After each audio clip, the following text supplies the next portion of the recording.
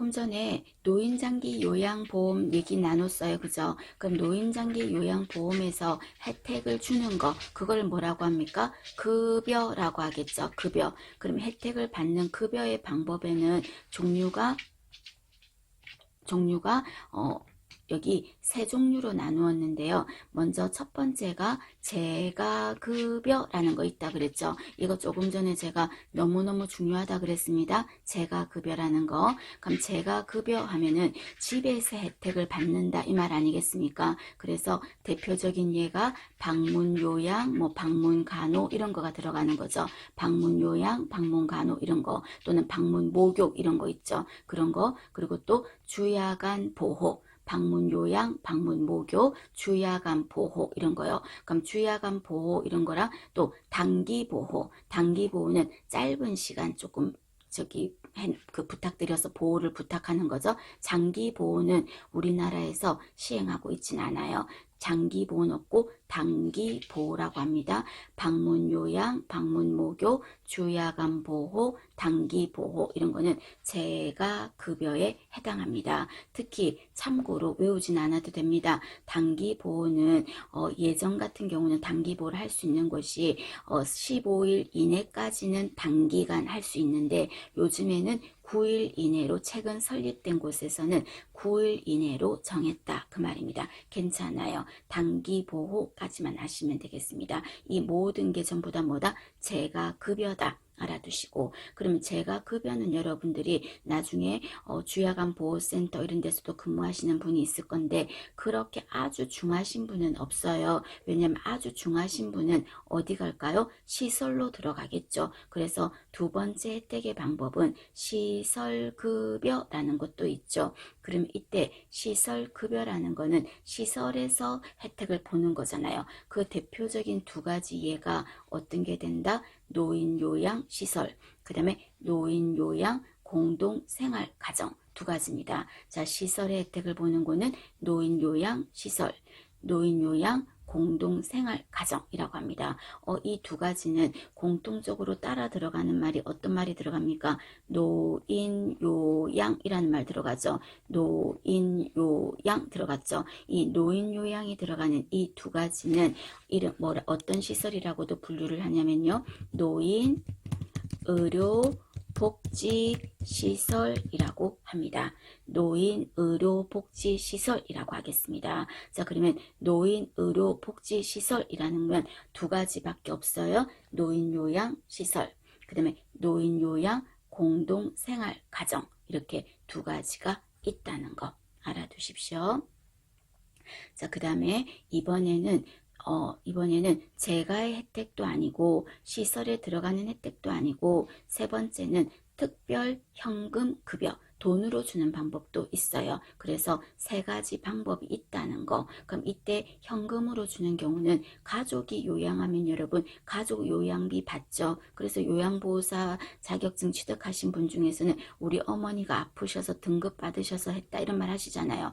가족 요양비 나올 수 있어요. 그 다음에 이렇게 노인장기 요양 혜택을 볼 수 있는 기관이 아닌 곳에서 혜택을 받아야 될 때 아주 시골 같은 데는 그런 요양기관이 없잖아요. 그럼 없으면 그런 곳에 거주하는 어르신들은 갈 데가 없잖아. 그럼 그런 특별한 예에 속하면 요양비 주겠다 하는 게 특례 요양비. 그냥 단어만 이해하시면 됩니다. 그 다음에 요양병원 간병비 이런 거는 돈으로 주는 겁니다. 그래서 혜택의 방법은 재가의 혜택, 시설의 혜택, 현금으로 주는 혜택이 있다. 이렇게 세 가지. 자, 얘랑 어떤 거랑 헷갈리면 안 됩니까? 국민 건강보험의 혜택, 급여, 형태. 거기에는 어떤 형태가 있었습니까? 처음에는 건강검진이나 요양급여 혜택 보는 거 어떤 겁니까? 건강검진 하면은 현물급여 있었죠. 현물급여. 그 다음 이번에는 또 어떤 거 있었습니까? 돈으로도 주잖아요. 그죠? 소모성 재료라든지 렌탈비, 장애인 보장구 구입하는 비용 이런 거 그죠? 그래서 현금으로도 줍니다. 현금급여. 라는 것도 있었어요. 그 다음에 세 번째가 이용권의 형태로 주는 바우처 제도라는 거 있었죠. 바우처 제도. 이런 것 등은 국민건강보험에서 주는 형태, 혜택의 방법이고 장기 요양에서 주는 혜택의 방법은 재가급여, 시설급여, 특별현금급여 세 가지가 있다. 특히 많이 물었던 거는 다음 중 재가급여에 해당하는 것은 이런 거 많이 물었어요. 그리고 시설급여에 해당하는 것은 물어볼 수 있어요. 됐죠? 세 가지 구별하실 것 봐주십니다.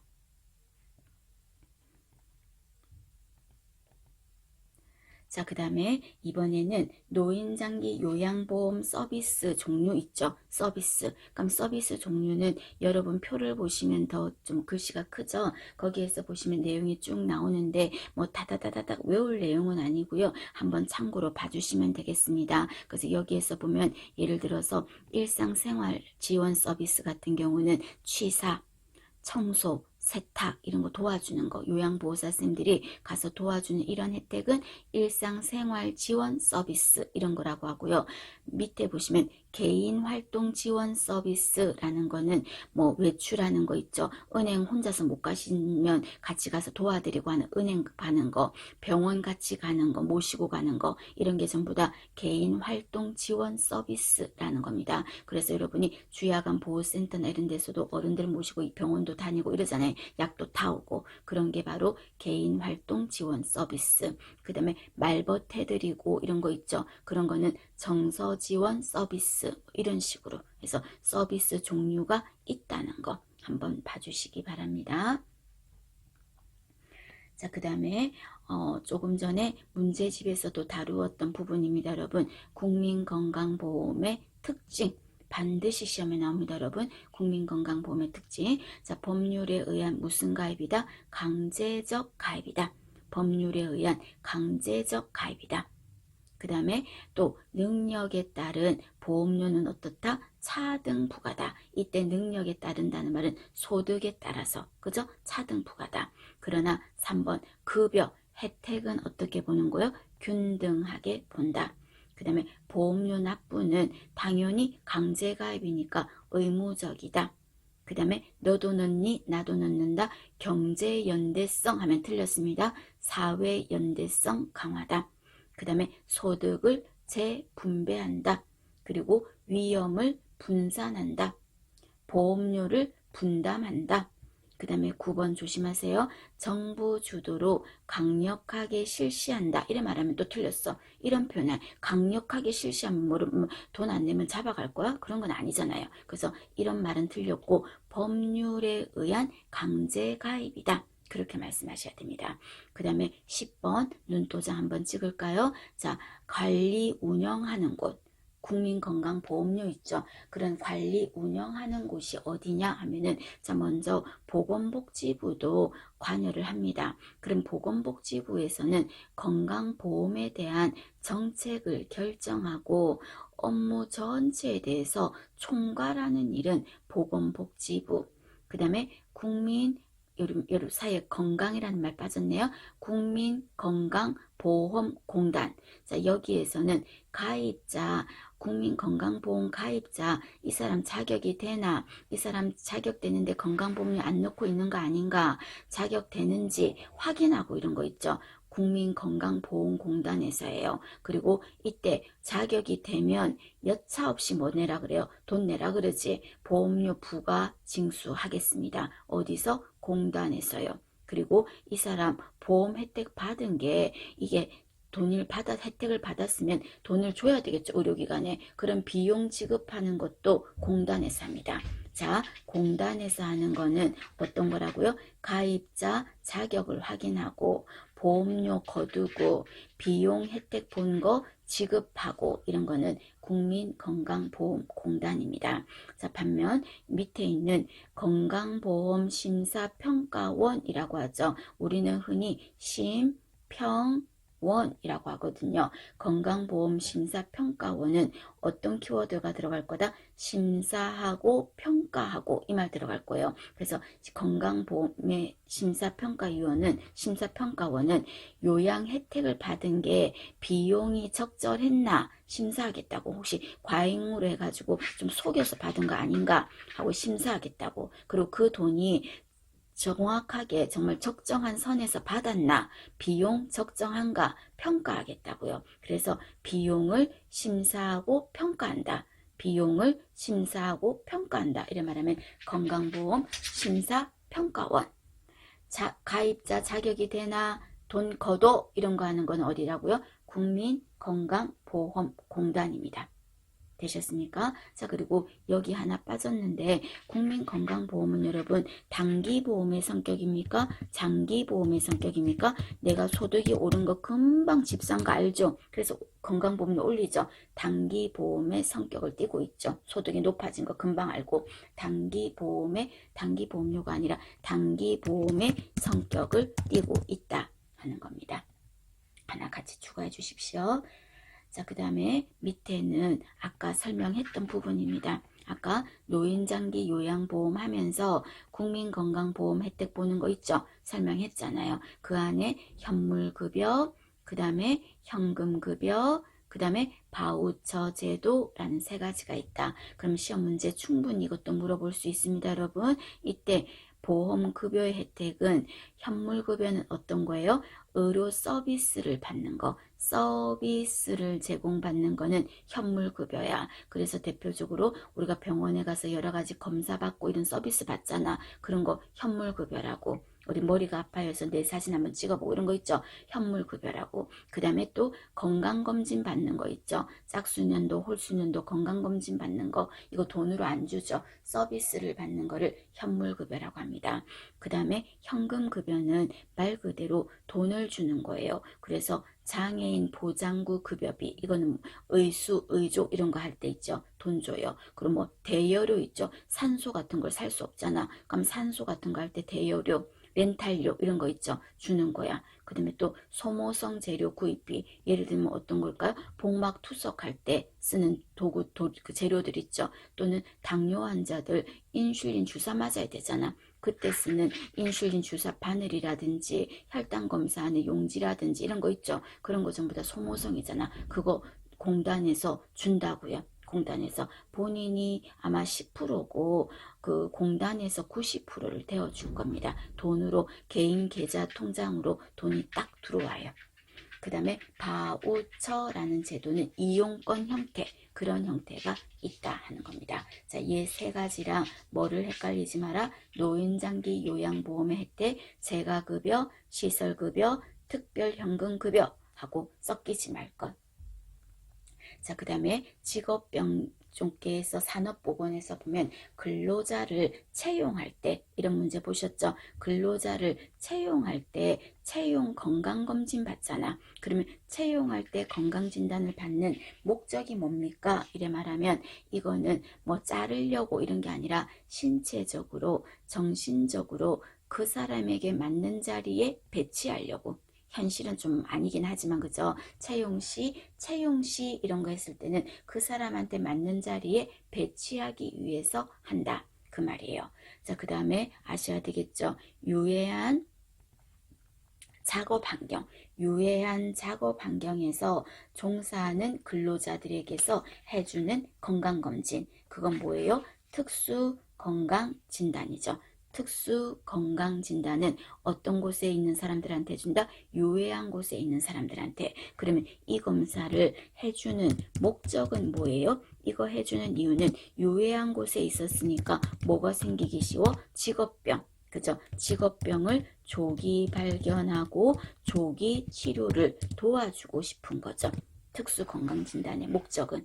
됐나요? 자, 그 다음에 여러분, 건강진단에는 특수건강진단 말고 일반 건강진단도 있죠.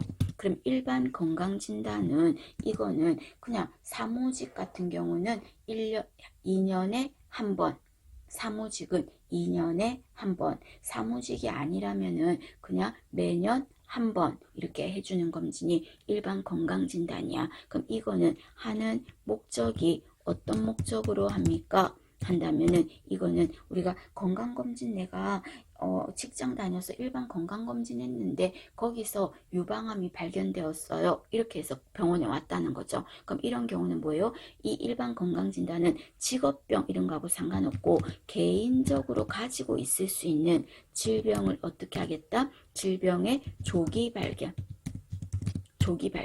그 질병을 빨리 발견해서 빨리 치료하겠다 하는 게 일반 건강진단의 목적.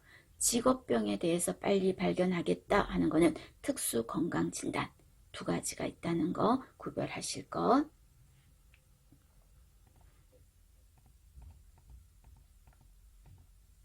자, 그 다음에 직업병 한번 보겠습니다. 이 직업병을 발견하고자 해서 하는 건강검진이 특수 건강검진이라고 했는데 이 직업병이 뭡니까? 이렇게 말하면 직업병이라는 거는 특정 직업에 종사하는 사람에게서 특정 직업에 종사하는데 혈압이 생겼다 하면은 직업병 아니야. 특정 직업에 종사하긴 하는데 당뇨가 있다. 이거는 직업병 아니에요. 특정 직업에 종사하면서 그곳에서 생길 수 있는 유해물질 때문에 생기는 특정한 질병, 특정 직업에 종사하면서 특정의 질병이 생기는 거를 직업병이라고 하고 아까 어떤 검진으로 특수 건강진단 그걸로 발견할 수가 있다 그랬죠. 그럼 자 예를 들어 볼까요? 이타이병 하면은 이거 뭐 때문인 겁니까? 가드뮴 때문인 거지. 아셔야 되겠죠 여러분. 이타이 가드뮴 이런 거 나와주면 고마운 문제 여러분. 가드뮴. 그럼 이때 가드뮴 때문에 생기는 이타이병은 어떤 게 있어요? 통통통 들어갈 거야. 아파. 그래서 요통, 근육통, 골통 이렇게 막 아파. 그리고 너무 아파서 잘 못 걷겠어. 보행장애, 그리고 뼈가 약해졌어. 골연화증 이런 것도 생기는 거예요. 그래서 요통, 근육통, 골통, 뼈가 아프다는 거. 보행장애, 골연화증, 뼈 이런 거 나오면 가드뮴입니다. 이타이병입니다. 그 다음 이번에 미나마타병 하면은 어떤 거예요? 이거는 수은이죠. 미나마타병 하면은 수은. 그러면 수은 때문에 생기는 미나마타병을 막으려면 여러분 뭐를 해야 되냐면 마스크 착용해야 돼. 개인보호구. 수은 중독을 막는다 이런 말하면 마스크 착용. 그 다음에 이 수은 때문에 중독이 되면요 어떤 문제가 생기냐면요 미나마타병은 구내염 그리고 신경장애 이런 거가 수은하고 관련 있는 미나마타병입니다. 구내염, 신경증상. 그 다음에 세 번째 잠한병이라고 했죠. 자, 잠한병은 여러분 어디서? 저 밑에 땅 밑에. 그럼 땅 밑에는 기압이 어때요? 높아요. 그래서 고기압에서 생긴다는 거. 고기압에서 생겨. 그럼 고기압에서 일을 하면 기압이 높은 곳에서 갑자기 팍 하고 올라오면 질소가 혈관 안에서 질소가 발생해서 혈관을 막을 수가 있어. 그게 바로 잠한병 또는 다른 말로 뭐라고도 합니까? 감압병이라고도 하죠. 감압병 또는 해녀들한테 많다 그래서 해녀병 또는 잠수병 전부 다 같은 말이에요. 그러면 주로 어떤 사람들한테 생깁니까? 다리 놓는 사람들 있죠. 교량가설. 다리를 놓으려면 밑으로 들어가야 되는 거죠. 교량가설. 그 다음에 터널 공사. 그 다음에 잠수부들, 해녀들 이런 사람들한테 생기는 거죠. 그러면 이런 경우는 왜 생기냐면요. 고기압에서 밑에서 일하다가 갑자기 천천히 올라와야 되는데 팍 하고 올라와가지고 생기는 거. 팍 올라온 거예요. 그래서 급속하게 압을 낮추었을 때 그때 생기는 게 잠한병입니다. 쉽게 말해서 여러분 저 밑에는 뭐라고요? 여기가 고기압이야. 그런데 위에는 뭐라고요? 저기압이야. 그러면 이때 기압이 높은 곳에서 낮은 쪽으로 천천히 올라와야 되는데 한 번에 슉 하고 빨리 올라왔을 때 생기는 문제가 잠한병이죠. 그래서 어떻게 해야 된다? 천천히 감압을 해야 된다 하는 거고 주로 어떤 사람은 하지 마라? 비만인 자 하지 말고 또 나이가 너무 노령인 자 하지 말고 폐질환자 하지 말고 그죠? 그리고 술 같은 거 먹고 해도 안 되고 하는 게 잠한병입니다. 그 다음에 4번에 보시면 고산병 또는 항공병이라고 하는데, 이 고산병, 항공병은 어디서 생길까요? 위에서 생기겠죠. 그래서 주로 스튜어디스 또는 조종사 이런 사람들이 생기는 거죠. 그럼 저 높은 하늘 위에 저 높은 부분은 지대가 어때? 높지. 그럼 지대가 저 높은 곳은 기압이 어때? 낮지. 그래서 고지대 또는 저기압에서 발생하는 거는 고산병, 항공병. 그 다음에 고기압에서 생기는 건 뭐예요? 잠안병. 구별하실 것. 그 다음에 5번에 보시면 분진 하면은 먼지잖아요. 먼지. 그럼 이때 먼지 하면은 먼지는 어디에 문제를 준다? 폐에 문제를 줄 건데, 일반 먼지는 진폐증. 일반 먼지는 진폐증.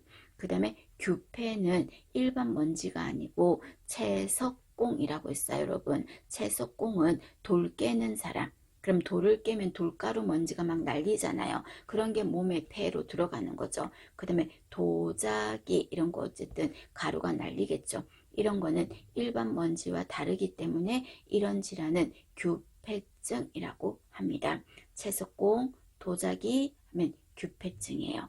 자, 그 다음에 세 번째는 성면폐라는 것도 있다. 자, 성면폐는 어떤 걸 유발한다? 폐암을 유발할 수 있다라고 했습니다.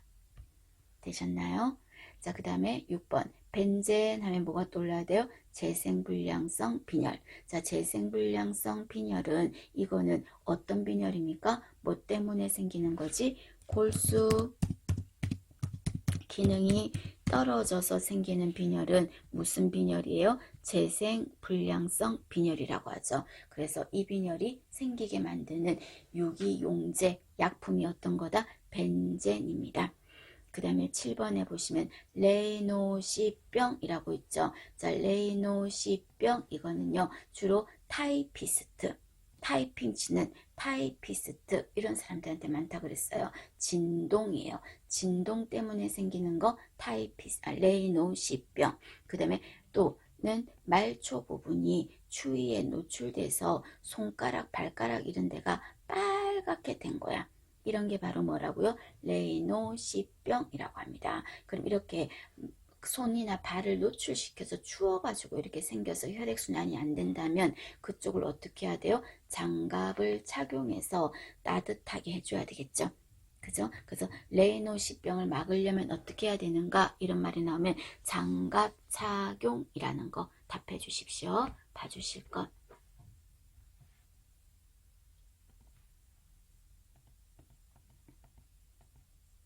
자, 이번에는 8번의 작업 형태에 따른 겁니다, 여러분. 자, 작업 형태 하면 대표적으로 누가 떠올라야 된다? 컴퓨터 다루는 사람들. 그래서 이런 직업병을 뭐라고 하죠? VDT 증후군이라고 하죠. 자, VDT 증후군은 어디가 아픈 거예요?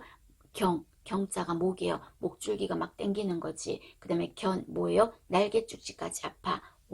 팔이에요. 그래서 목도 아프고 날개죽지도 아프고 팔도 아프고 하는 이런 거를 VDT 증후군이라고도 하고요. 또는 뭐라고도 한다? 경견환 증후군이라고도 합니다. 되셨습니까? 자, 그 다음에 9번에 보시면 소음. 자, 소음하면은 예를 들어서 판금 작업 있죠. 소음하면은 판금 작업. 그래서 시험 문제에서 판금 작업이라는 거는 자동차 이렇게 막 쇠 있잖아요. 그거죠. 막 구겨진 거 있죠. 자동차 구겨진 거. 그거 막 망치 같은 걸로 막 때려가지고 막 펴는 거예요. 그럼 얼마나 시끄럽겠어. 그런 것 때문에 생기는 게 소음성 난청입니다. 되셨습니까? 또는 뭐 차감기, 돌 깨는 거요. 돌 깨는 거. 그래서 차감기 같은 경우는 돌 깨니까 진동에 의한 레이노시병도 생기고요. 소리 때문도 시끄러워요. 이런 거는 직업성 난청하고 상관이 있습니다. 되셨죠? 자, 그 다음에 밑에 보시면 10번에 열경련이라는 거 있죠. 자, 열경련은 너무 중요합니다, 여러분. 열경련. 자, 열경련은 왜 생긴 거다? 심한 바람, 떠올라야 되겠죠. 심한 발안이에요. 그럼 심한 발안 때문에 어떤 게 빠져나간 거다? 염분이 소실된 거죠. 염분이 소금이 나간 거지. 그래서 뻣뻣하고 지가 내리는 거죠. 그럼 이런 경우는 어떻게 한다? 열 때문에 땀이 난 거니까 시원하게 하는 거는 기본이고, 제일 중요한 거는 소금물을 먹게 한다는 거. 왜냐면 경련을 일으킨 게 염분이 나가서 생긴 거니까 소금물을 먹게 한다. 봐주십니다. 그리고 또는 이온 음료 같은 것도 좋다. 염분 소실 때문에 생긴 거고 소금물을 준다. 이런 말하면 열경련이 되겠습니다. 11번에 열사병입니다. 여러분, 열사병. 자, 열사병은 어떤 말이 떠올라야 된다? 체온조절 중추 시상하부의 장애, 이 말이 떠올라야 되겠죠. 체온조절 중추 장애, 이 말 떠올라야 돼. 그럼 이런 경우는 어떻게 한다? 열을 식혀야 되기 때문에 무조건 열을 빨리 식힐 수 있는 얼음물 마사지, 차가운 생리식염수로 관장한다든지 내부를 막 식히는 거죠. 열기를. 이런 거는 열사병이라는 거죠. 그 다음에 열허탈이라는 건 여러분 어떤 거야? 더위 먹은 거야. 그래서 열에 노출돼 가지고요.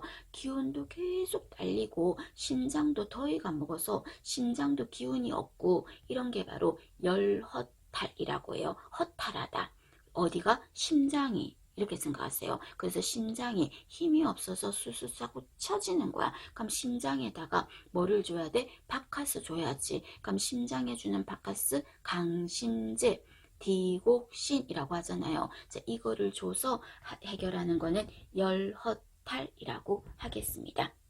되셨습니까? 그 다음에 13번 납중독 중요하죠, 여러분. 납중독. 납중독은 주로 어떤 사람들한테 있다? 축전지, 배터리 만드는 사람들, 인쇄공, 이런 사람들한테 흔히 있다. 그럼 이런 납중독은 어떤 문제를 줄 수 있다? 빈혈 떠올라야 돼. 납중독 하면은 빈혈 떠올라야 됩니다. 빈혈. 그리고 또 소변에서 코프로포르피린, 다 못 외워도 돼. 소변에서 뭐가 나오더라 하면 납중독. 그 다음에 또 이때 피가 나오거든요. 그래서 빈혈 생기는 거예요. 그래서 치은이 잇몸이야. 잇몸에 약간 멍든 것처럼 착색이 돼. 그 다음에 또 혈압은 어떻게 되냐면요. 약간 높아져요. 고혈압도 생겨요. 그리고 또 아기를 가진 사람이라면 유산도 될 수 있고요. 이런 문제를 주는 게 납중독입니다. 다 까먹는다면 납중독에서는 뭐를 기억하자? 빈혈 기억하세요. 빈혈.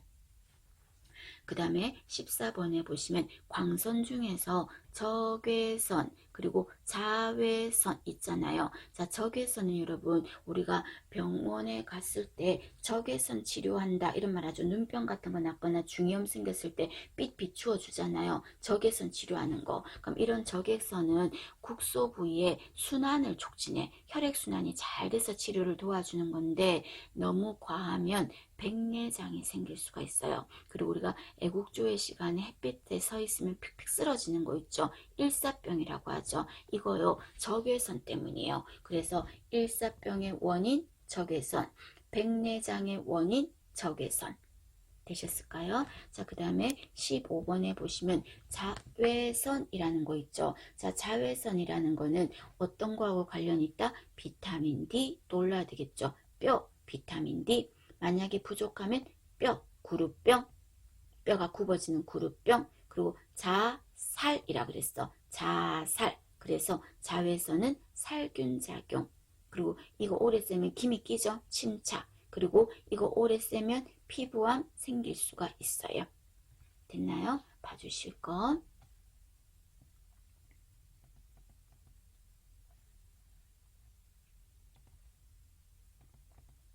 자, 이번에는 자, 우리 유해 요소 관리 방법입니다. 자, 유해 요소 관리 방법은 어떤 근로자가 유해한 사업장에서 일을 하는데 계속 직업병에 노출되면 안 되잖아요. 그럼 그런 게 안 생기게 하려면 어떻게 관리하는 방법은 없습니까? 하는 거예요. 그럼 여기에서 네 가지 대표적인 방법이 있는데 첫 번째가 대치라는 게 있어요. 자, 대치라는 말은 여러분 어떤 의미냐면 바꿔서 쓴다 이 말이라 그랬어요. 그래서 덜 위험한 것으로 바꿔서 쓰는 거예요. 덜 위험한 것으로. 그래서 유해 물질을 관리하는 방법 중에서 다른 것으로 바꿔 쓰는 게 가장 기본적이고 가장 먼저 할 일이야. 그러면 이때 시험 문제에서 엄청 많이 묻잖아요. 그럼 대치라는 거는 어떤 예가 들어갔습니까? 뭐뭐 대신에 이런 걸 쓴다. 이런 말하면 무조건 뭐였어요? 대치였어요. 그래서 우리가 학원에서나 뭐 또 개인적으로 뭐 할 때 해로운 거 대신에 바꿔서 쓰는 거지. 또 자동차 같은 거 할 때요. 이렇게 도색하잖아요. 도색할 때 예전에는 스프레이식으로 쫙 하니까 스프레이식 팍 하니까 우리가 들여 마시잖아요. 해롭잖아요. 그러니까 스프레이 대신에 분무식 이렇게 그러니까 흡착식 분무식이 아니라 들러붙게 하는 거. 그럼 튀지 않거든. 이런 거는 뭐뭐 대신에 이 말 나올 거야. 대신에 다른 걸로 바꿔서 쓴다. 이런 말이 나오면 무조건 대치예요. 되셨습니까? 그 다음에 이거는 가장 기본적이고 우선적인 방법이다. 가장 보편적인 방법이다. 바꿔서 쓰는 게. 그 다음에 이번에는 자 여러분 우리가 원격 교육 받고 있잖아. 그럼 이때 원격 교육이란 건 멀리서 받는 거죠. 쉽게 말해서. 그럼 공장에서도 어떤 기계를 다룰 때 이 기계와 내가 자꾸 접촉을 하면 내한테 해로워. 그래서 이 기계와 내가 떨어져서 원격으로 조정하는 거죠. 그럼 이거는 유의 인자와 나를 어떻게 하겠다? 떼어놓겠다 하는 거죠. 격리예요. 그래서 격리는 대표적인 키워드가 원격 조정을 한다 이런 말 들어갈 거야. 원격 조정. 그 다음에 또는요 인화물질이 든 탱크. 자, 인화물질이 들었다는 말은 폭발하고 막 불날 수 있는 거지. 그럼 그 탱크가 여기 있어. 근데 그 탱크 옆에 또 인화물질이 든 탱크를 옆에 나란하게 두면 불이 나면 걷잡을 수 없게 나겠죠. 그래서 요 사이에다가 뭐를 만드냐면요 하나 벽을 만들어 또랑을 파가지고 여기에다가 뚝을 쌓듯이 물건을 차곡차곡 쌓아. 그래서 여기를 중간에 물건들이 차곡차곡 제방을 쌓아 놓으니까 이 통과 이 통이 어때요? 떨어지게 되는 거죠. 떨어지게. 이렇게 만드는 거는 무슨 원리다? 떼어 놓겠다 이 말이에요. 이 탱크와 이 탱크를 떼어 놓겠다 하는 거죠. 이게 바로 뭐다? 격리예요. 그래서 인화물질이든 탱크와 탱크 사이에 또랑을 파서 중간에 또랑을 파서 제방을 쌓는다 이 말은 벽을 만든다 이 말이에요. 그래서 이런 말 들어가면 격리 그리고 또는 장벽을 만든다 벽을 만든다 이런 말이 들어가면 격리가 되겠습니다. 그 다음 이번에 세 번째 방법은요 희석이라는 방법도 있어요. 자, 희석은요 환기라고 생각하면 돼요. 희석 환기. 그럼 이 희석은 이 작업장 공간 안에 유해 물질이 너무 안에 그득해. 그럼 이때 그득한데 사람들이 들여 마실 수가 있잖아. 그럼 이거를 막기 위해서 어떻게 한다? 창문을 연다든지 또는 작업장에 후드를 만들어서 냄새를 빼는 거죠. 그죠? 이런 거는 환기 또는 희석이라고 하겠습니다. 작업장에 후드를 만들고 유해가스를 빼고 이런 거는 희석 또는 환기라고 하겠습니다. 환기. 되셨나요? 같은 겁니다. 자, 그 다음에 네 번째는 개인보호구라는 것도 있다 그랬어. 그럼 이때 개인보호구를 착용하는 거는 예를 든다면 유해가스가 있어. 그러면 그때는 어떤 마스크? 방독 마스크 이런 거 껴야 되겠고 먼지를 차단하고 싶다 이러면 어떤 마스크? 방진 마스크를 착용하겠고 이런 거 들어가는 거죠. 이런 게 전부 뭐예요? 이런 게 개인보호구가 되겠죠. 개인보호구. 그래서 개인보호구 하면 뭐 장갑 이런 것도 될 수도 있지만요. 마스크 대표적인 거, 모자, 헬멧 이런 거 개인보호구라고 하겠습니다. 자, 봐주시고요. 자, 그 다음에 다음 거에 보시면 자, 이번에는 보건교육을 통한 바람직한 변화 순서라는 거 있어요. 중요하죠. 자, 보건교육을 할 때는 변화가 순차적으로 일어나는 게 좋아요. 그럼 처음에는 먼저 머릿속에 들어가는 뭔가가 있어야 그 교육에 대해서 효과가 있겠죠. 그래서 처음에는 뭐를 한다? 지식을 집어넣어줘야 돼. 아무것도 모르면 효과가 안 나타날 거니까, 안 바뀔 거니까. 그래서 그 사람에게 담배가 왜 안 좋으냐면 이라고 하면서 지식을 넣어주겠죠. 그럼 지식이 생겼어? 그러면 담배를 피우려고 하다가 어때요? 아유 몸이 안 좋다 그랬지 피지 말자 하면서 끊지는 아직 못했고요. 태도가 조금 바뀔 거야. 5개 핍필 거 3개 핍필고 이렇게 좀 줄일 거야. 그럼 이렇게 점점 줄이다 보면 어떻게 될까요? 그게 고착돼서 습관이 되겠죠. 그래서 마지막 변화는 습관이 가장 마지막에 일어나는 게 좋다는 겁니다. 그럼 이때 습관은 다른 말로 뭐라고도 한다? 실천 또는 다른 말로 행동, 행위 이런 표현을 씁니다. 자, 보건교육의 바람직한 변화 순서는 지시, 태도, 습관. 습관은 다른 말로 실천, 행동이라는 말을 쓸 수 있다는 거.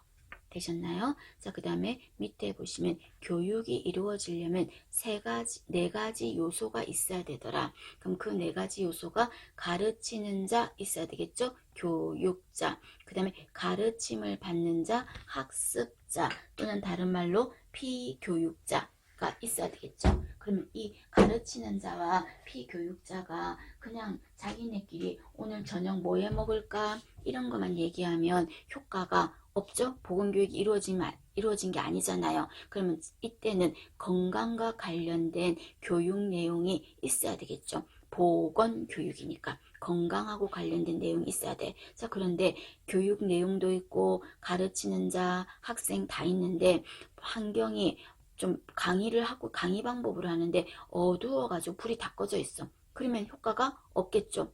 또 열심히 들어야 되는 분위기인데 혼 다 안 듣고 다 자고 있어. 또는 본인 자고 있어. 그럼 다른 사람 분위기도 흐려지겠죠. 그래서 환경도 세팅이 잘 되어 있어야 된다. 결론은 보건교육의 기본 요소는 교육자, 그 다음에 피교육자, 그 다음에 교육 내용, 그리고 적절한 환경이 매칭이 돼야 된다. 그 다음에 조금 전에 여러분 우리가 보건교육은 어디서라도 할 수가 있어. 그런데 보건교육이 가장 효과가 좋으려면 누구한테 하는 게 좋냐면요. 학생들한테 하는 게 좋아. 그럼 학생들한테 하면 그 아이들이 집에 가서 엄마, 아빠, 동생, 언니, 오빠 다 퍼뜨리죠. 그럼 그네들도 또 다른 곳에 가서 다른 사람들을 만나서 퍼져나갈 수 있지. 꼭 다단계처럼 샥 퍼져나가는 거지. 그게 어디서 했을 때 그렇다? 학교에서 했을 때 그래요. 그래서 학교 보건교육은 보건교육 중에서 가장 능률적이고 효과가 제일 좋다. 그 말이에요. 그 다음에 보건교육을 그럼 하려면요. 제일 먼저 어떻게 해야 되냐면요. 교육자가 요구하는 걸 하는 게 아니야. 교육자의 요구가 중요한 게 아니에요. 교육자 가르치는 내가 잘하는 거, 내가 하고 싶은 거 그런 거 하는 거 아니죠. 그럼 누가 원하는 걸 해야 돼? 피교육자. 그네들이 원하는 걸 해야 되겠죠. 그래서 보건교육의 실시를 위해서는 가장 먼저 피교육자의 교육의 요구를 알아봐야 되겠지. 우리가 알아본다, 파악한다 이런 말을 제가 사정이라고 했거든요. 교육의 요구를 사정한다 그 말입니다. 자, 그 다음에 보건교육의 실시 단계라는 게 있다 했죠. 실시 단계. 그럼 보건교육의 실시 단계는 처음엔 어떤 단계? 도입 단계, 주의 집중. 그 다음에 본격적인 교육 전개 단계, 그리고 전체적인 요약 점검 종결 단계 이렇게 있다는 겁니다. 되셨습니까? 자, 이 중에서 바람직한 변화 순서, 그 다음에 여기 보건교육의 실시 단계, 그 다음에 가장 능률적인 건 어디다? 학교 보건교육이다 하는 거. 그럼 이때 학교에서 하는 보건교육이 가장 효과가 좋은데 우리는 변화가 지식의 변화, 태도의 변화, 습관의 변화 이렇게 일어나는 건데요. 아이들 중에서 태도의 변화가 이 집단에는 태도의 변화가 가장 잘 일어나는 곳 어딜까요? 학교예요. 학교 중에서도 어디 학생? 초등학생입니다. 초등학생은 그래도 우리 중고등학생 애들보다는 순수하거든. 그래서 그네들은 선생님이 교육자가 가르쳐준 대로 집에 가서 이는 이렇게 닦는 거야 하면서 그대로 흉내내거든. 이런 거를 태도가 바뀌었다고 말하는 거죠. 초등학생들한테 특히 잘 일어나는 변화가 어떤 변화냐? 이래 말하면 태도의 변화가 잘 일어난다. 그렇게 보셔주세요.